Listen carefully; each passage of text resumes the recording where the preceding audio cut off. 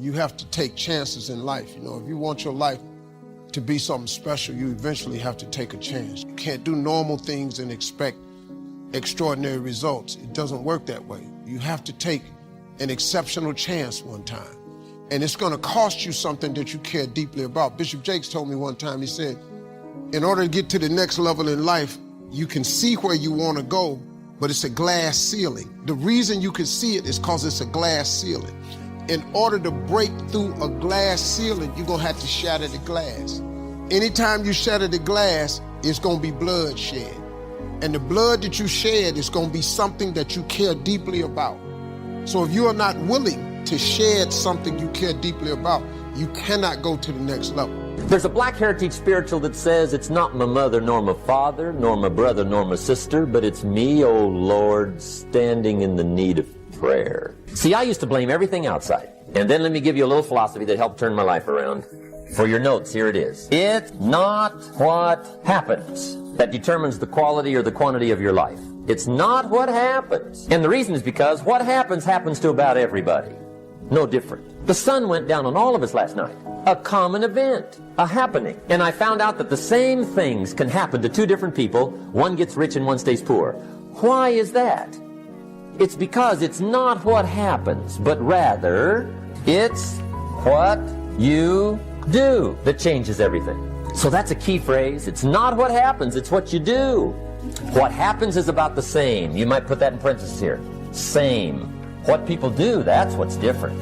Anything can happen, right? Everything can happen. I've heard all the stories. I've been one of the stories. Hey, we could all tell stories all night long, right? Happenings. Anything can happen. Have you heard of Murphy's Laws? Anybody here heard of Murphy's Laws? Okay, most of you have. Murph had these laws. One of them was, if anything can go wrong, it will. That's one of Murphy's laws. He was not one of the great positive speakers of the day. But anyway, it's still true though, right? Anything can go wrong, everything can go wrong. For sure. I've fallen out of the sky so many times. Once to the tune of a couple of million. Devastating. Took me a while to survive that one. Now, it wasn't all that much, but it was all I had. Right? I mean, that's when it's much, right? When it's all you got. If you got 3, 2 go, you got 1 left, you ain't looking that bad. But when it all goes. Has anybody been there when it all went? Anybody? Come on, the rest of you liars. Go ahead. Hey, we've all been there, right? When it all went. Of course, it used to be a long time ago, right? When you ran out of money, got to 0, you were all through. Heck, now you can whistle right on by 0, right? I mean, they will bury you. That's what they will do. But see, those are the happenings, right? Everything can happen. Anything can happen. But it's not the happenings. It's what you do about it. Somebody says, yeah, but you don't understand the disappointments I've had. Come on. Everybody's had their share. Disappointments are not special gifts reserved for the poor. Everybody has them. The difference is what you do about it. It's not the weather. I used to blame the weather, and I discovered it rains on the rich. So see, that won't help. 2 men wake up one morning, there's a rainstorm on. One of them looks out his window, sees the rainstorm, and he says, wow, what a storm. With weather like this, they can't expect you to go out and make sales. He stays home. Same morning, the other guy looks out his window, sees the same storm, says, wow, what a storm. But he says, you know what, with weather like this, what a great day to go out and make sales. Most everybody will probably be home. Especially the sales. See, that's the difference in how your life works out. It's not what happens, it's what you do. So here's one of the key questions of the evening. Starting tomorrow, what are you going to do that'll make a change in your life's direction? Good question. What are you going to do starting tomorrow that'll make a difference?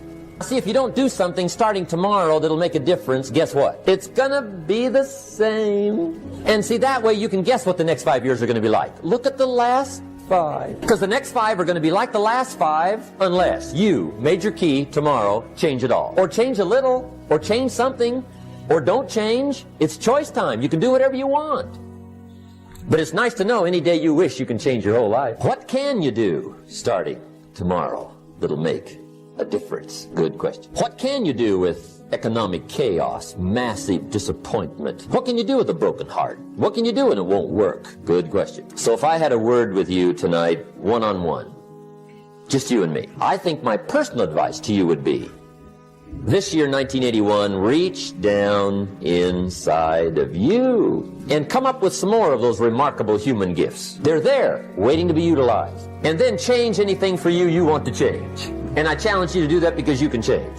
If you don't like how it is for you, change it. If it doesn't suit you, change it. If it doesn't please you, change it. If it isn't enough, change it. And I challenge you to do that because you can change. See, you don't ever have to be the same again after tonight, only by choice.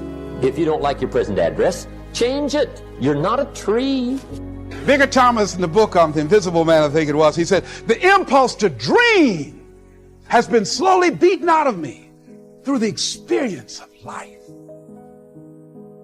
And most people, ladies and gentlemen, have stopped living their dreams because of the lessons they've learned from life or things they've picked up, because we've only been born with two fears: the fear of a loud sound and the fear of falling. And all the other fears are fears we learn, fears we pick up. Whatever you're scared of, your life, the value you brought to the planet, far more important. Whatever you're afraid of, you're stronger. So as we begin to look toward the future and look at what will it take for us to break through those fears, one, acknowledging the fear, knowing it's all right, some fear is healthy. Beginning to know that your dreams, your passions, your drive to achieve whatever it is you want, as it has more power and meaning, it will move you past your fears.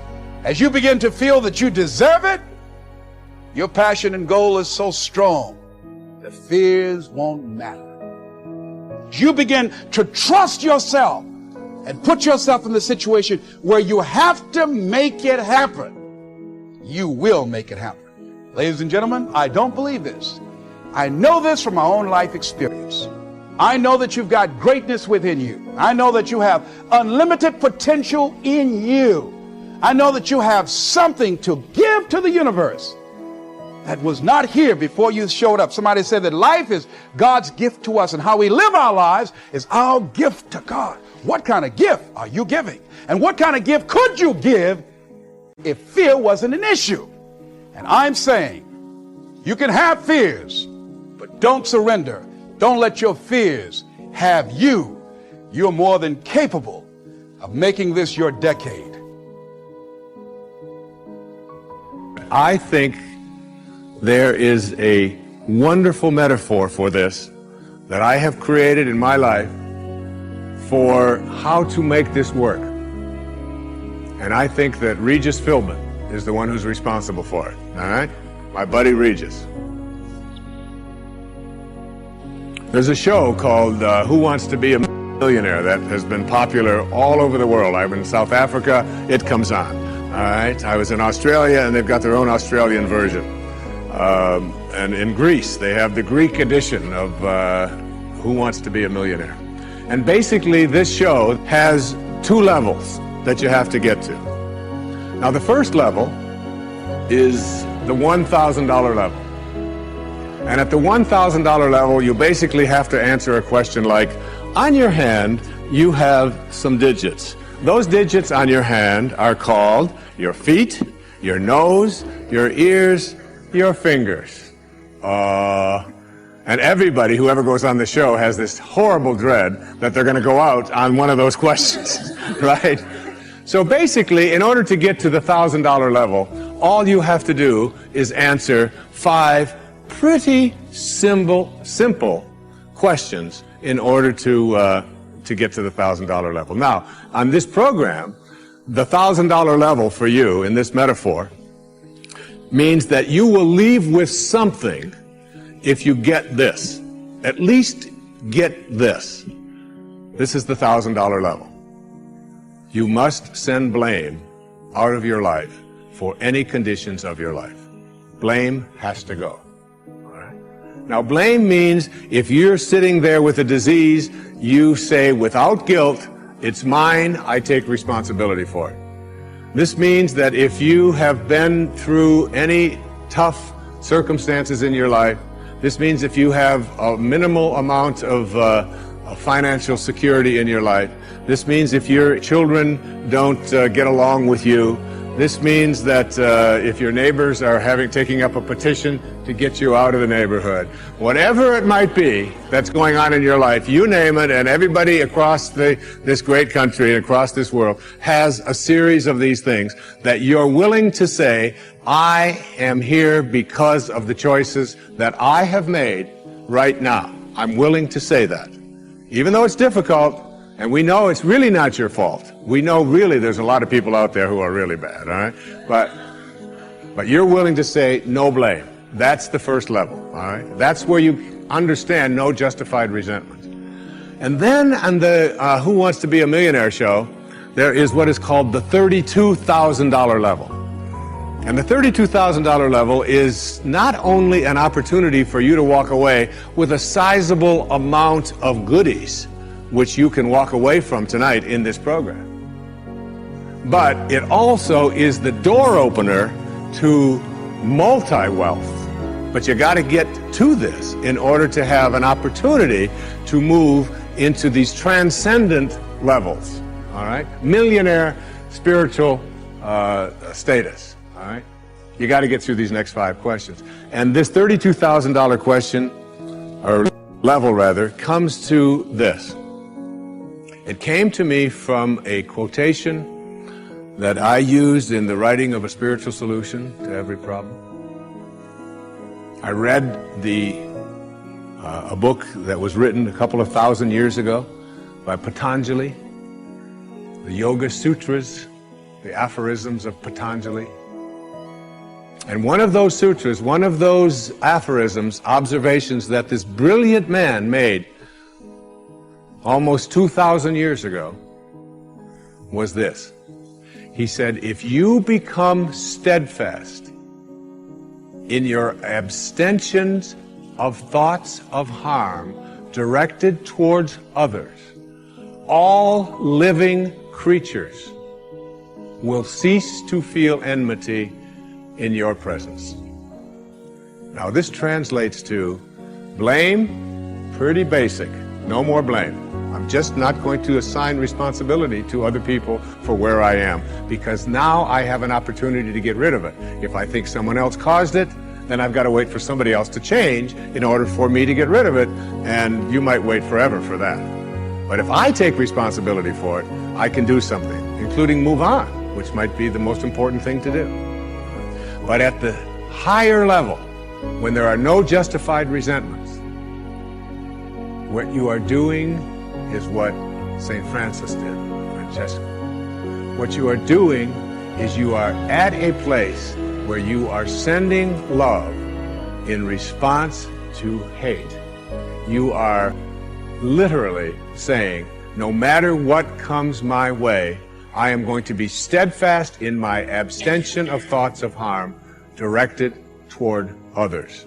I'm going to work hard at, no matter what comes my way, having it come out of me what I want to come out of me, and that is love, and that is a higher energy. And if you can get to that level, Patanjali said, all living creatures will cease to feel enmity in your presence. I have a little girl, a precious little girl. I have 6 precious girls and 2 precious sons, but I have a little girl who is almost 12. And she loves animals like no one I've ever met in my life. I mean, her whole life revolves around animals. And when we walk in the woods, butterflies avoid me, fly away from people around, and they come and they land right on her arm. And it happens all the time.